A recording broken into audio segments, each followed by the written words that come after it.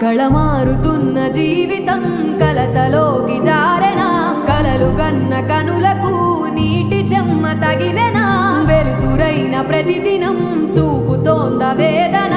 అందమైన బతుకున అలజడి చలరేగెనా ఏమిటి నీ పాపం ఏమిటి నీ నేరం చీకటి ముసిరిందే చిటికల్లోనా తీరదు నీ శోకం మార